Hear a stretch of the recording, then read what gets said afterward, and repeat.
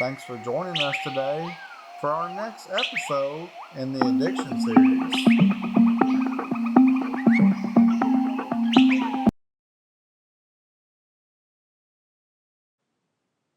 Whatever the reason was for not being able to get them refilled, I really can't remember. It was either one of them deals where pharmacies hadn't really started the 24-hour thing, or maybe I'd already got to the point where I was taking too many of the pills each day and my prescription didn't last as long, but for whatever reason I couldn't get them until that Monday. And that Saturday I just got so sick. Bad headache, stomach upset, just feeling absolutely horrible. And I was asking my wife, like, what is wrong with me? I had no idea that feeling the way I felt was because of not being able to take those pills. My body had become so addicted to those pills. And I think my prescription at the time was like 3 Lortab 10s each day. So like one every 8 hours. Um, so that was my first experience with detox. So I had to go through that weekend, feeling horrible like that, not even knowing how long I would feel that way. But Monday I got the refill and began taking the pills again. So over the next few months, my tolerance began to build up with these pills, and I needed to take more to get the same result. At work, I would take one, and within an hour or two, like it was like I hadn't taken anything, so I needed to take more to get the same result. That's just what happens with the drugs. So over the next few months, it got to where instead of taking one at a time, I was taking two at a time. And instead of taking them every hour or 8 hours, I was taking them every 4 hours, taking like two every 4 hours. Well, uh, probably a year after I started getting prescribed the Lortabs. At that point, my wife actually began taking them as well, and she she started going to a pain doctor over a condition that she had with her ankles. So she started getting prescribed Lortabs, and that doctor was very liberal with her prescription. I don't remember the exact details at the time, but I know that it was something like 8 of them a day, something like that. Something crazy. 6 of them a day or 8 of them a day. It may only started out with 6 a day, but like through the VA, I could not get any more than like 4 a day. So I ended up going to that pain doctor as well, and I know I ended up getting like 8 a day prescribed, which is crazy. Over time, taking those 8 a day, and then she was taking them, we both just became very addicted to these pain pills. It got to a point where we just were constantly high on these pain pills. So probably the next 3 years, we continued our lives going to these that same pain doctor and getting prescribed these pills. And it got to a point where then, even at that point, 8 a day wasn't enough to satisfy my addiction. I was taking like 2 and 3. I was taking, if I could, I would take 3 at a time, even 4 at a time. And I would take at least 3 when I'd wake up. First thing in the morning, I'd have my pills laying on my nightstand for as soon as I woke up to put 3 in my mouth and swallow them. And then again at about 11 o'clock at work, I'd take 2 to 3 more. It would be 3 if I could, if I had it. Then around probably 3 o'clock, 2 or 3 more. 6 o'clock, 2 or 3 more. And then to be able to get any sleep, I would have to take at least 2 pain pills to even be able to go to sleep. That's just the point that it got to. My body had become so dependent on these pain pills that I couldn't even function right without them. If I did not have them, I was so irritable, like you would not want to be around me. It was just bad. We and my wife became the same way. We both got addicted to them. At the time, 3 years later after the post office, I had ended up getting like my first IT job that's what I was going to school for, and got a job like at the help desk, and then promoted to another job, making decent money at the time. We were able to buy our first house. We had nice cars.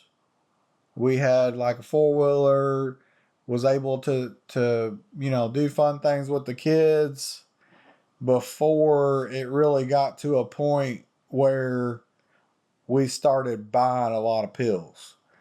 Once we got to the point once I got to the point of where the 8 a day wasn't enough, where I was taking like 12 and 16 a day, which was about 3 to 4 years after I was first prescribed them, then we would have to buy them on the street. What we when we didn't have enough from what our prescriptions were. So we would buy these Lortabs for started out we could get like a Lortab 10 or hydrocodone 10, whatever it was, for $4 or $5 a piece. Those increasingly became more and more expensive. There for a while, 5 was the norm, then it was 6, then it was even $7 and $8. But we would spend about $350 a week on pain pills, on top of what we were already getting prescribed. So now we're getting into a situation where we can't pay our bills because we're spending all of our money on these pain pills. Then I'd wake up in the morning, the water would be off. I'd go get in the shower for work, the water would be off. We didn't pay the water bill. We'd be sitting in the house, all of a sudden the electric would go out. We didn't pay the electric bill. Then now we're getting behind on car payments. Now we're getting behind on house payments. And now that's causing huge problems between me and my wife. Us arguing about money. We got this bad pill problem. So you get to a point where sometimes you couldn't find the pills right away when you needed them. So we'd go through the detox, and it would be so bad, so brutal. And during this whole time, like, for me personally, it actually had the same effect on my wife. Over those years, those pain pills would constipate me really bad. I ended up gaining like 70 pounds over 4 and 5 years taking these pain pills. So this is the situation we were in at this point, 3 and 4 years after first being prescribed the pain pills. At this point, I was basically a functioning addict, working my job, taking these pain pills all throughout the day, just always pretty much high. But my body was so used to it at that point. Like,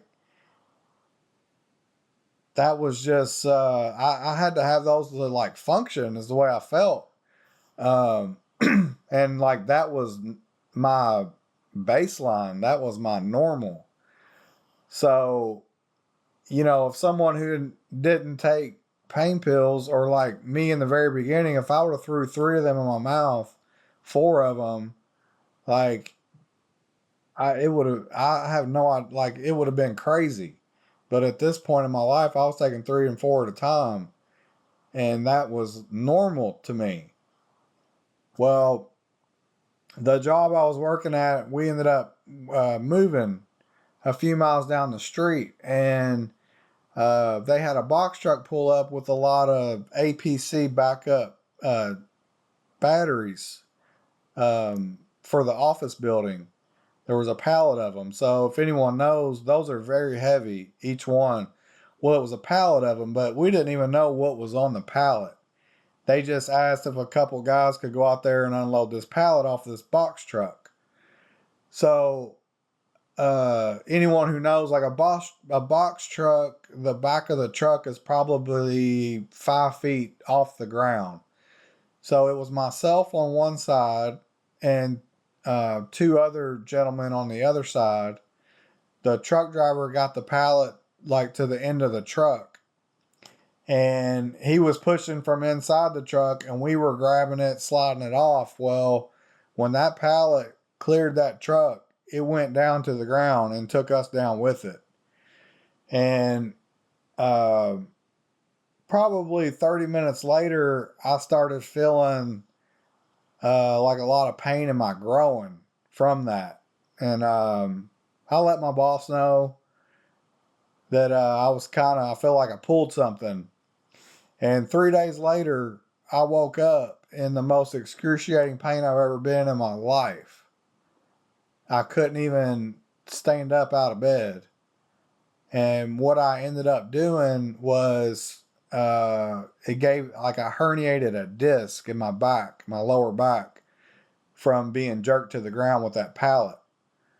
And this was the beginning of getting into stronger pain medication. So instead of just the Lortabs and the Percocets that I, was getting on the street, ended up having back surgery, dealing with some just horrendous, excruciating pain. So that led to me getting put on OxyContin, which I went down the road with those a little while, but the doctors really wouldn't give me the high dose of OxyContin that I wanted to be on at the time. And they ended up putting me on. That's going to do it for today's episode. Make sure you join us next time as we'll continue this discussion. And we'll discuss the next drug that the doctors prescribed for me that ended up being one of the worst addictions that I'd ever faced in my life. If you enjoy this content and this has helped you in any way, please give us a like and subscribe so that we can continue to get this message out to those that are struggling with addiction and looking for a way out.